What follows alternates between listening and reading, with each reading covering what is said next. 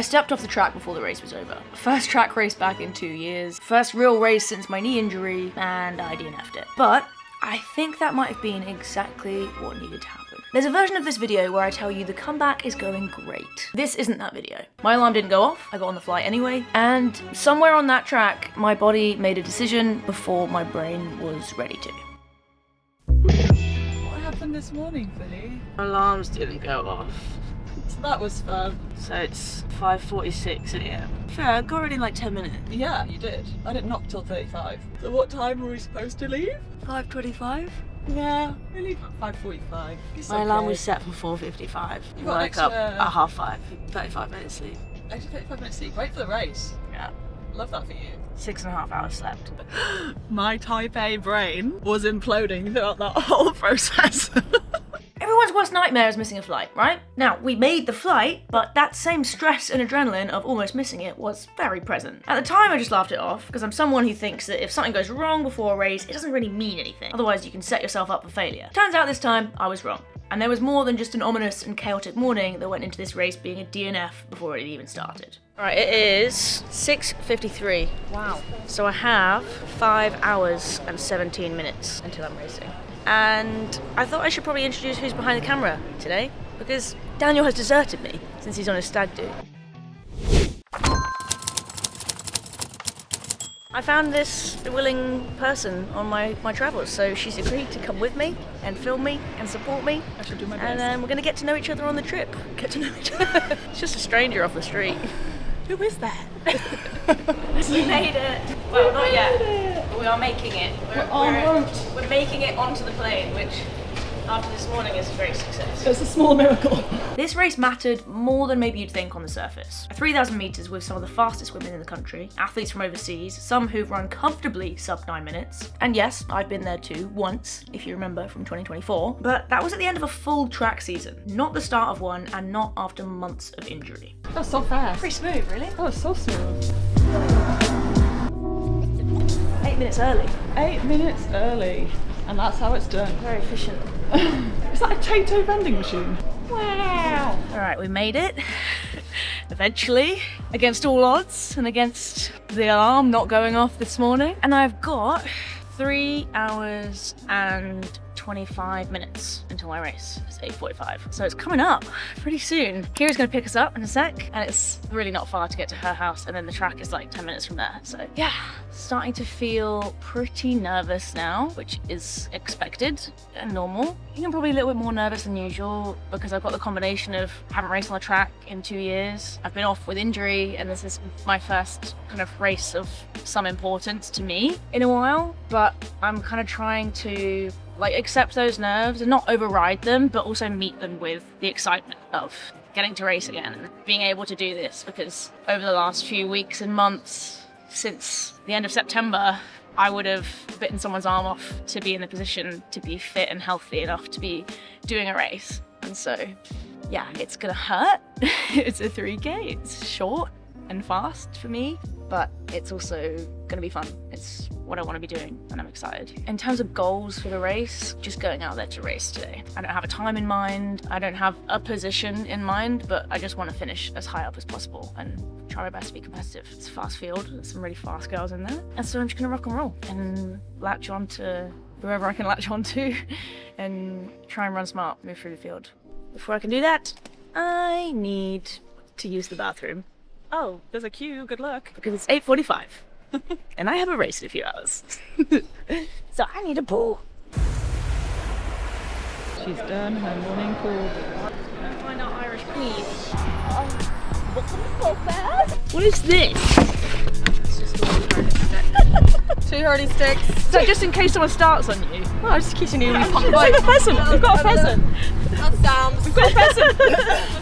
This was never meant to be a PB race. It was supposed to be a starting point, some proof to myself that I was back and that the body was ready to take on some bigger challenges and that the season of racing could actually begin. However, 3 months back into structured training, not much of it track specific, mostly just building the base, staying healthy, and trying not to push too hard too soon, paired with a stacked 3K field on the track with a pacemaker scheduled to go out faster than I've ever run before, maybe there's a bit of a gap there. But I wasn't here to chase a number. I wanted to feel competitive, to race the people around me, and to remember what it felt like to be in a race. One that hurts, but in the right way. Is this my baby?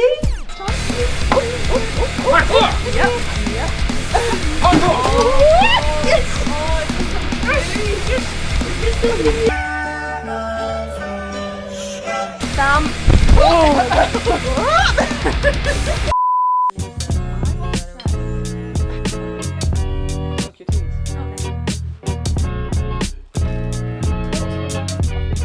Like casual European medal. Honestly, do you like that? You can have it. You honestly put that in your bag. This is You so cool. You can keep it. The race hair has been assembled. Took me hours. Ready to rumble. Alright,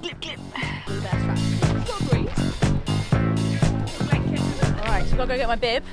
Bib number. And some safety pins. And then we sit down for a little bit. Oh, it's in here.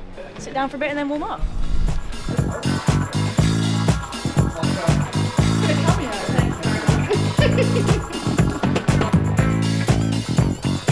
I don't know anything about track racing, so this is the Dummy's Guide to Track. Let's ask the pros. Special guest. Right, okay. What's my question? How many laps is 3,000 metres? I know this one. Don't tell me. Oh god. 7.5. Sometimes my genius is, it's almost frightening. So your race today is called International Women's. What does that mean? So there's people from overseas who've come in to race today. Yeah. Got a few athletes from Belgium, a few athletes from Sweden. And then you got the women's 3,000 metre A race after us, which is like the next. Level. Yeah. Okay, so there's like levels of athletes. There's levels. runners. There's layers. There's layers. Yeah. And you're in the top layer Yeah, I am. of the onion. Onions have layers. Lots of like young people. So what's the age range? So there's some junior races before my race. Yeah. I think there's some lads we saw that said they're doing the 1K. Oh, there's a junior version. Let them, do a little bit of a shorter distance rather than a 1500. And then my race is the start of the main program, so it'll be all 3Ks, 1500s, 800s. I think there's some relays. Yeah, there's a few relay squads around. But sometimes the age groups, like, if somebody's good enough to race up, Oh yeah, they'll probably race in a... So that was my question, like what age people will be in your race roughly? it'll be a mix. Like if Mix. there's a youngster that's like 15, 16, but they're just like an absolute prodigy, Yeah. then they'll be in my race if they're quick enough. How many people are in your race? I think there's like 18 on the start list, Wow. but there'll probably be a couple of scratches. In the shorter distances, you can't have as many people on the track. So typically in a 1500 metre race, you'd have 12 max. Okay. Well, you should. Yeah. Doesn't always. In an isn't always the 800, you case. might have like 8 to 10. Some people might share a lane. What's the Yeah. limit for 3K? I don't think there is one really, but it's just probably gets a bit silly once you've got 20.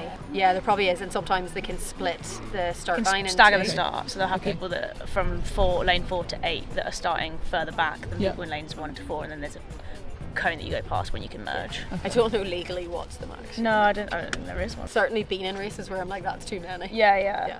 I am just getting ready to go for a little jog. How long's your jog? 15, 20 minutes, 2-3 miles. Nice. You know, wherever I feel like in the middle of that. Go to the toilet about 6 times. Uh-huh. And do some drills and some strides. Bye. For context, Phily and I... Ooh, are they off? Oh, they're off. Okay. For context, I've been Philly's friend for a year next week. It's our 1-year friendiversary, and I have never seen her race. There we go, 14 goes in there for Craig Duffy.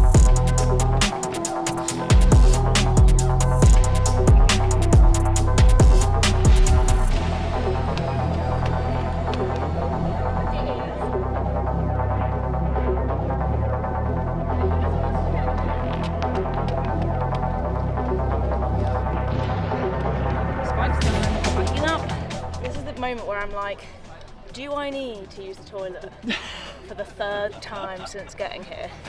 No, probably not. But my brain's like, maybe.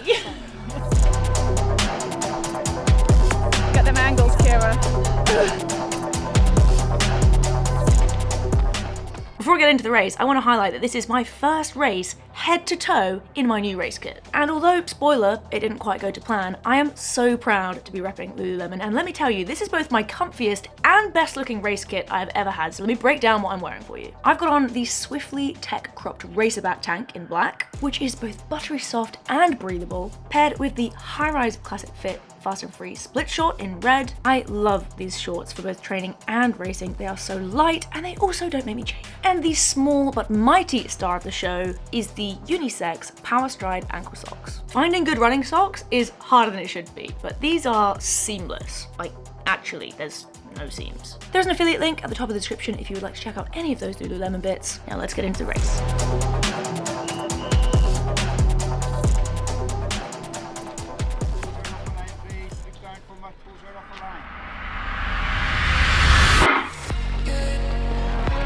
Come on, Phily. I'd love to say I knew pretty quickly that something was off because that would make all of this feel just a lot cleaner and simple, but actually I felt fine. It's just that very quickly that changed, which is something you learn can happen in much higher intensity races. But when that moment came, I did what I always do when it gets tough in a race, and I told myself I could manage it. Let's break down the mental thinking lap by lap and see if you can notice the turning point. Lap 1, I felt okay, a little panicked and uneasy on my feet. The start of a track race is always going to be aggressive, and so I slotted into the back to avoid getting into trouble. Lap 2, I'm focused on finding my rhythm, but I'm noticing that I was using a fair bit of energy on positioning and pushing around. Lap 3, I think I was finding a rhythm, but I felt like I was in lap 5, not 1/3 into a race. Lap 4, and this is when I noticed it. The pace had picked up and my pace was doing the opposite and I was in a little bit of trouble. And lap 5 is when I started making a decision. I hadn't quite fully thought it out loud yet until I started lap 6, and that's when I made the decision that I have now replayed 100 times over in my head. You're on your way back from a setback. Yeah, This was a blowout, a little taster. it's hard because I don't know whether to be pissed off What happened? at myself. I'm just not there yet. Yeah. I just can't roll with that kind of pace. Yeah. I thought the first lap I was like, oh, this is fine, but you get that for free. Yeah. And I don't think I went off too hard because I was far enough back. No, Yeah. and the pace didn't set off as hard as, I think it was a 75-second first lap. Yeah, but you just know in yourself. It's probably a bit like when you did that 3K at Boston that time. Oh. When you're just like, I want this to be the case, Yeah. but I'm just not there yet. And you can be both. You can be pissed off and also be like, Yeah, okay, that's where that is right now. I just feel like there's not. a time and a place to be a hero and today. get through it, and it just wasn't today. And I honestly thought, is that it? Is that me now? Will I always step off the track? Yeah. Will I have, you're not weak. You're like, you also know your body and you that wasn't a day, and you're like, do you know what? That's not going to be it. You're not weak. Yeah. And there's no doubt that you're a tough bitch. So, okay. Yeah. Well done. I've DNF'd a handful of races in my life. It's not something you go into a race wanting to do. And actually, the thought superficially enters your mind in a race a lot more often than you'd think, but you just don't act on it. The difference with the races when you do step off and you don't finish is that there's this glaringly obvious hindsight there to slap you in the face afterwards. I knew it was the right call. My legs had absolutely nothing left and I wasn't going to find anything in the last 2 laps. That part was clear, and when you know, you just know. But knowing something and it feeling okay are 2 very different things, because voluntarily stepping off a track with 2 laps still to go feels a lot like giving up, even when it isn't. And I think that's the hard bit to explain to anyone who hasn't done it. The decision made total sense. The feeling that came afterwards still sucked. In hindsight, and it's very easy to say this now, I probably didn't have any business being in that race just yet. 3 months back, very minimal speed work, a knee that has just come around after keeping me out for months, and quite a chaotic and interrupted few weeks of training. The field was always going to expose that. So what now? I don't fully know yet, but what this race has shown me is I'm simply not ready yet. And actually, that's not a bad thing to find out in May. The work is done. I need more of everything. More strength, more track sessions, more time just being me as an athlete again. And I think I probably needed this race to show me that really clearly, rather than not having this information and just keeping guessing. I'm not gonna lie, this isn't the start we wanted, but it's the honest start. And now we have the information we need to get back to work before what's next. And you'll be the first to know exactly what that is once I figure it out. Love the grind.